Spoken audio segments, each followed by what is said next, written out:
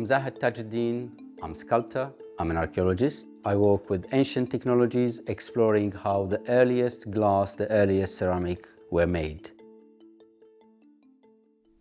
I'm going to show how we're going to make an ancient Egyptian faience amulet using this mold.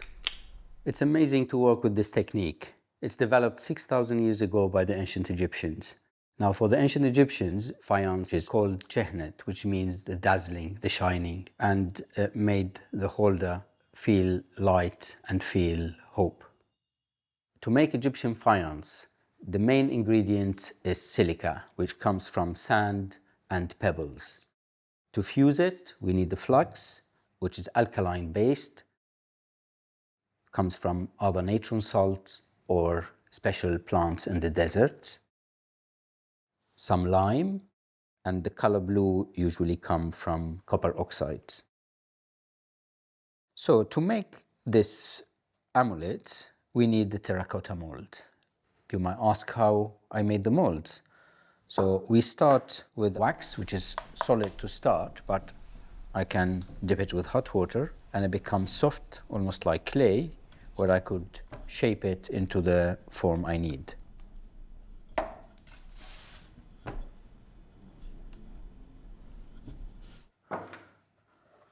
And now I can draw the shape of my amulet here.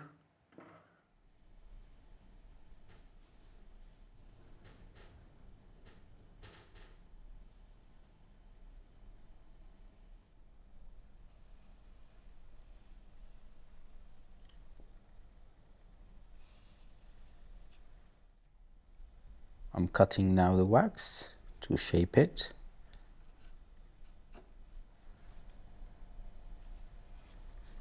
So I shape it nicely and rounded the edges so it doesn't stick into the mold. And now I have the prototype ready. I'm going to press it into a terracotta clay to make the mold.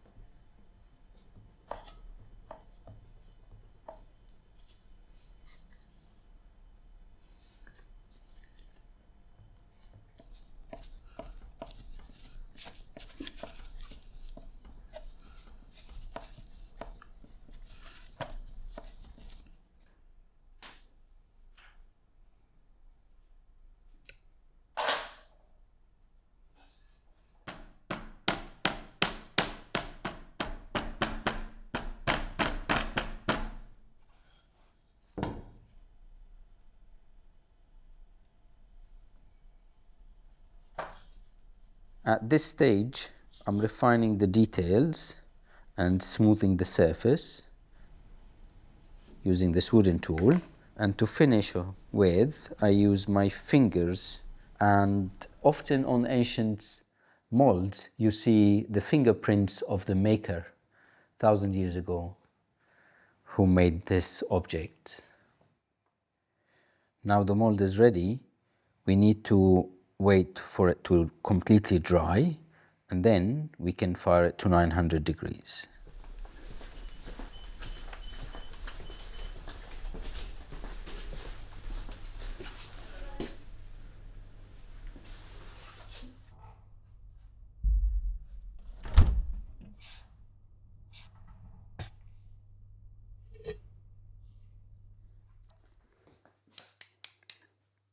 Yeah.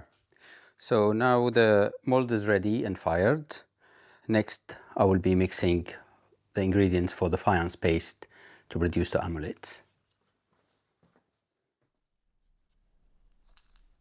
Basically, I need to grind all the different ingredients with the pestle and mortar, and then measure it, weigh it, add some water, and mix the paste ready for making amulets.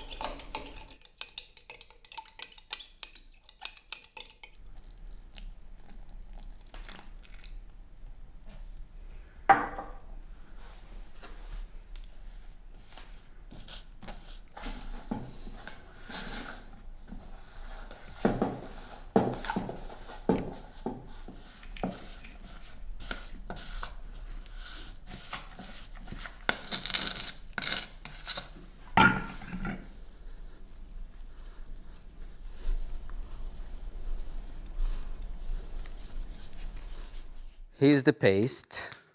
Now it's all ready to use it for the amulet. As you see, it is unlike clay, it's a bit slumpy. It's like a thick toothpaste, so it's not easy usually to make sculptures out of it. That's why we are using molds. Now I put it in the mold to take the shape of the mold. So make sure it gets all the details. So press it really well and then cut the axis of the paste. Smooth the back, so ready to be nice amulet on both sides.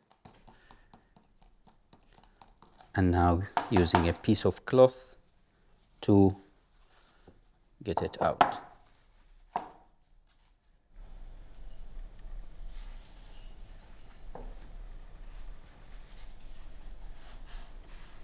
I need now to add a hole through the amulet using this metal rod for two reasons.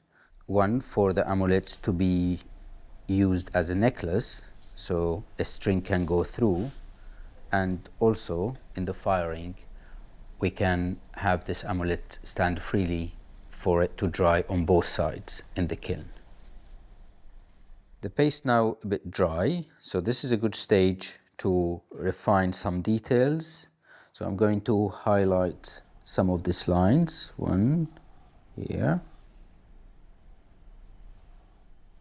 and then cut off the space by the eye.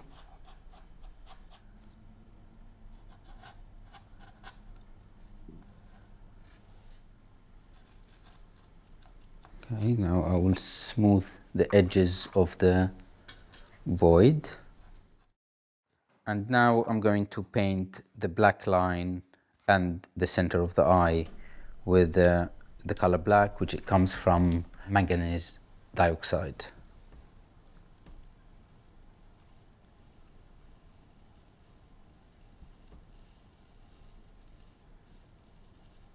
The amulet now is ready, it just needs to dry.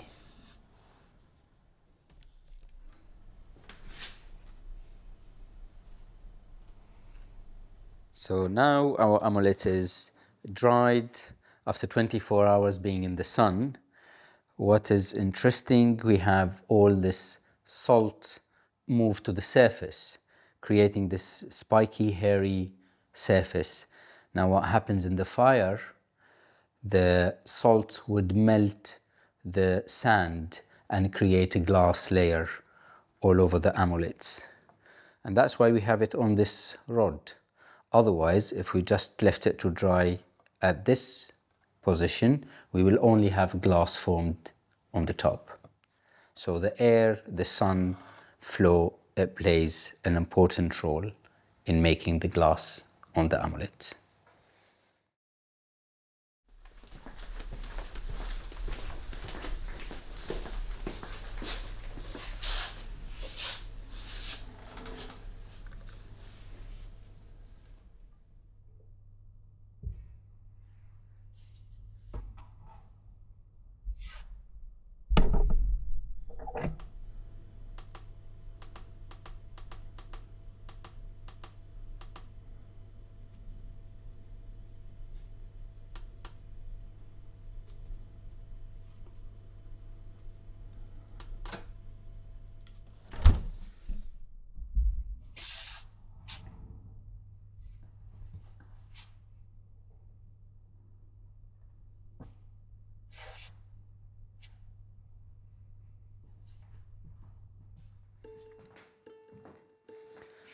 So out of the kiln, here's our faience amulet, completely glazed all over. Egyptian faience is more related to glass than it is to ceramics.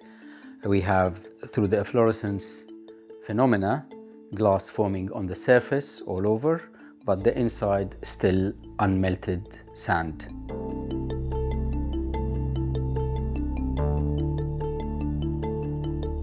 And this is the magic of the faience process. In fact, it's not magic, it's also chemistry.